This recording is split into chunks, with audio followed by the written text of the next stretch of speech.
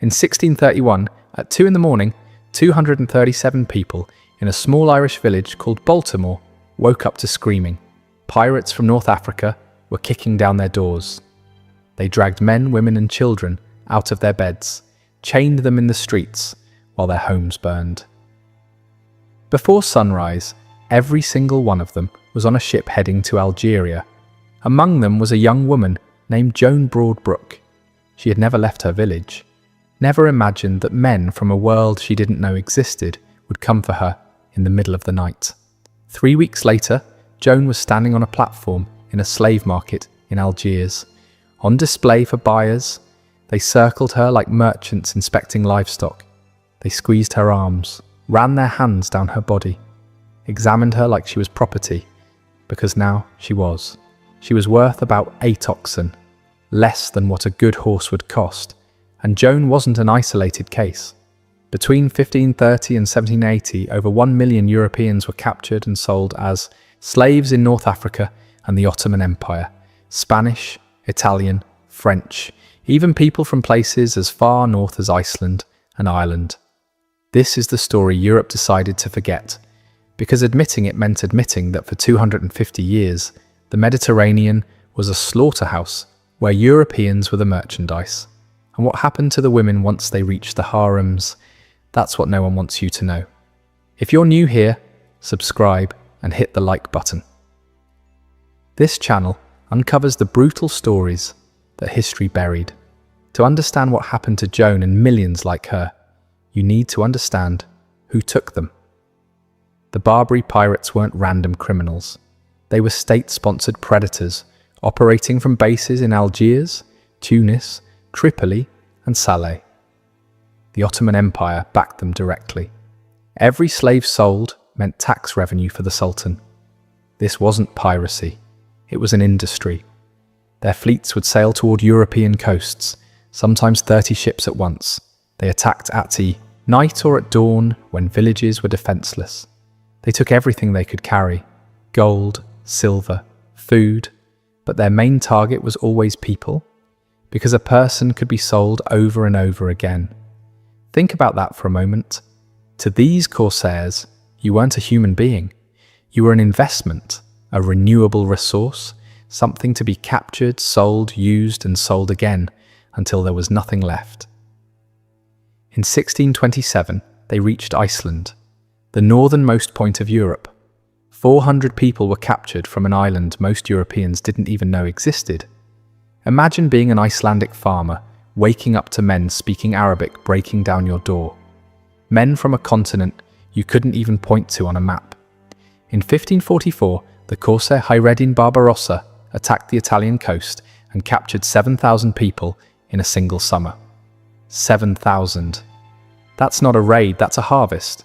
In 1554, corsairs attacked the Spanish town of Vieste and took 6,000 captives. They emptied the entire town in one night.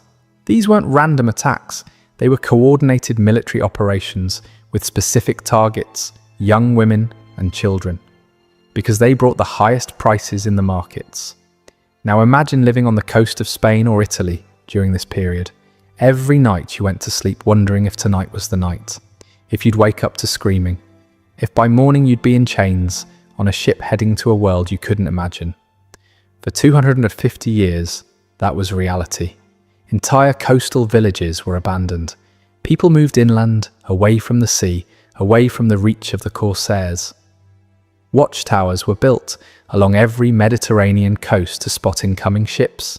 Churches rang bells to warn of attacks, but warnings weren't always enough. The corsairs adapted. They learned which villages had weak defences. They bribed local criminals for information. They waited for storms that forced fishing boats to stay in harbour. Then they struck. Some Europeans, called renegades, actually converted and joined the corsairs. They knew European languages, European customs, European weaknesses. They became guides for the raids. The most famous was Simon de Dancer, a Dutch captain who switched sides and became one of the richest corsairs in Algiers. He personally captured thousands of his own countrymen and sold them in the markets. Money has no loyalty. Nationality meant nothing when gold was on the table. And there was a lot of gold on the table. Let me tell you about another woman, Maria ter Meetelen, Dutch, captured in 1731 at 22 years old while travelling on a merchant ship near the coast of Spain. The pirates boarded the vessel at dawn. They showed no mercy to men over 40, useless for labour, useless for sail. Their bodies were thrown overboard. The young men were chained. All the women were chained. Then the ship turned south. Maria spent 17 days in the cargo hold of that ship, chained to 40 other women. The space was so tight they couldn't lie down. They sat hunched against each other in complete darkness. The smell was unbearable. Vomit, urine, the stench of fear itself. No light, no fresh air.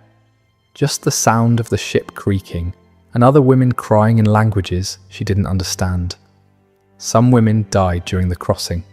Their bodies were unchained and dragged up to the deck. Maria heard the splashes as they were thrown into the sea. She counted 7 splashes during those 17 days. 7? Women who would never see land again. One woman next to her stopped eating on the 3rd day, stopped drinking on the 5th. By the 8th day, she was gone. Maria had to sit chained to her body for hours before the slavers noticed and removed her. When they finally reached Algiers, they pulled her up to the deck. She hadn't seen sunlight in over 2 weeks. The light was so bright it felt like needles in her eyes. The first thing she saw when her vision cleared were the white walls of Algiers gleaming in the sun. The second thing she saw was the slave market. The process was brutally efficient. Captives were taken to public baths, washed, their wounds treated just enough so they wouldn't die before the sale. Then they were sorted like cattle. Strong young men went to manual labour or the galleys, rowing ships until their bodies gave out. Most galley slaves died within 5 years, chained to their oars, unable to move, fed just enough to keep rowing. Educated men were sold as tutors or craftsmen, more valuable, better treated, but still property. Children were trained as servants. Sometimes the young ones were converted and raised in a new faith.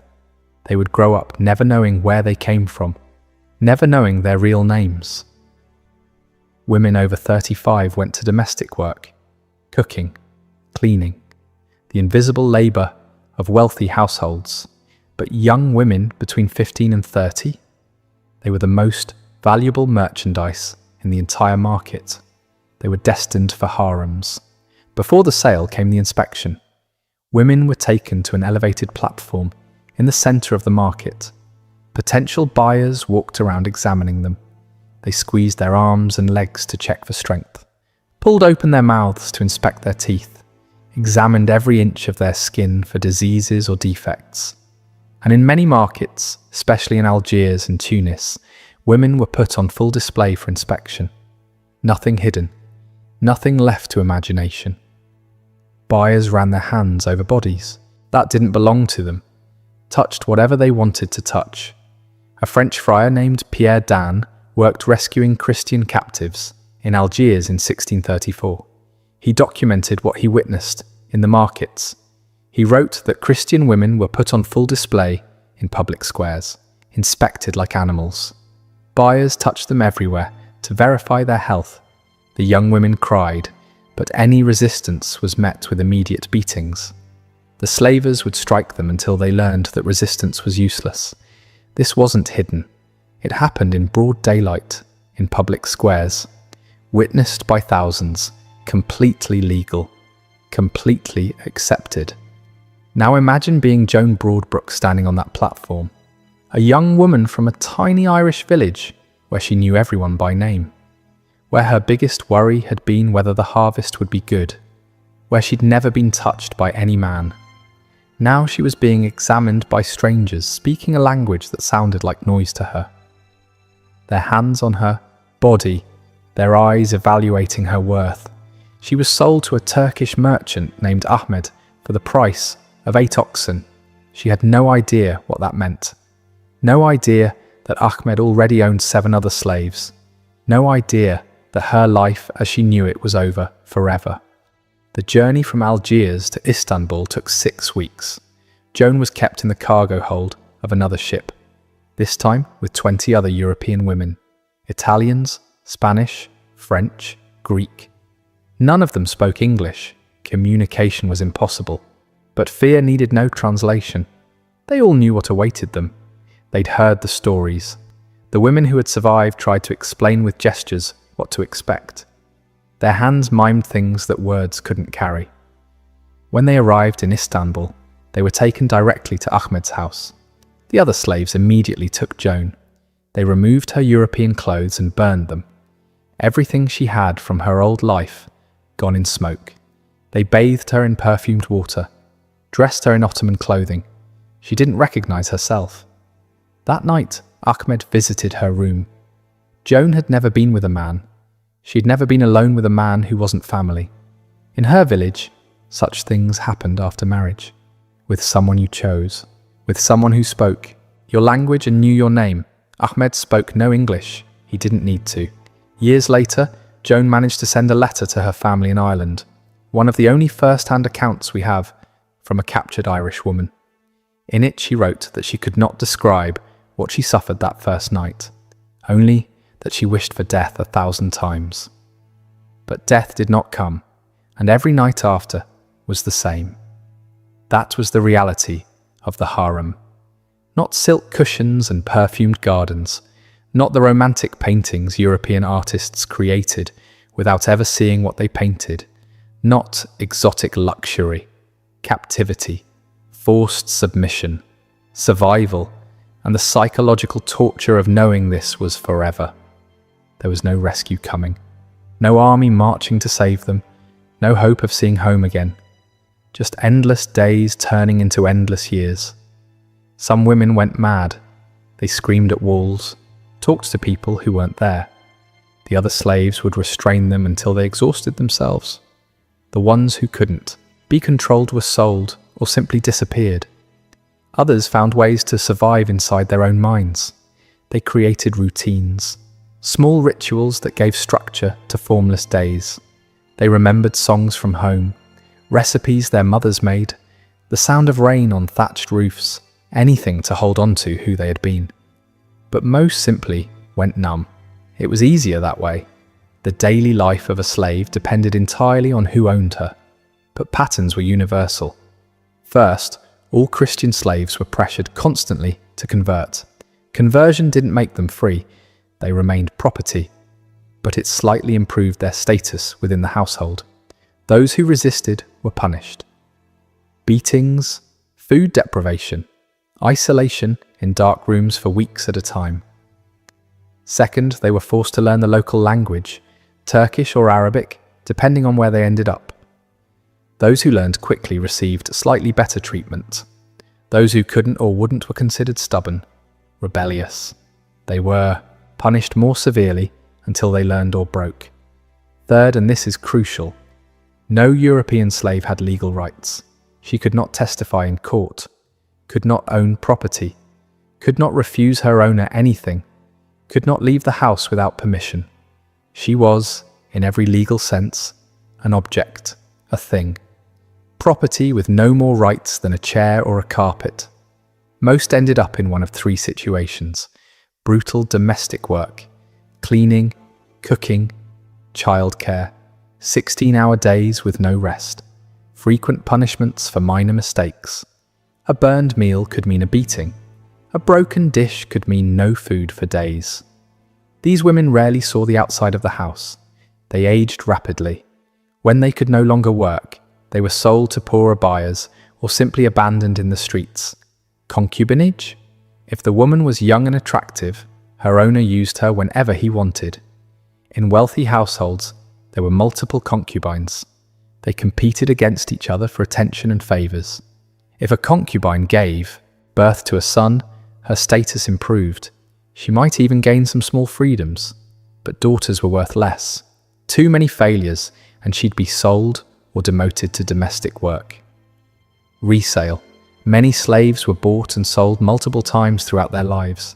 Each sale was a new trauma, a new public inspection, a new owner with new demands and new cruelties to learn. Some women were sold 5, 6, even 10 times in their lives. Every sail meant starting over, learning new rules, new expectations, new ways to survive another day. But there was one destination feared above all others, the imperial harem of the Ottoman Sultan in Istanbul.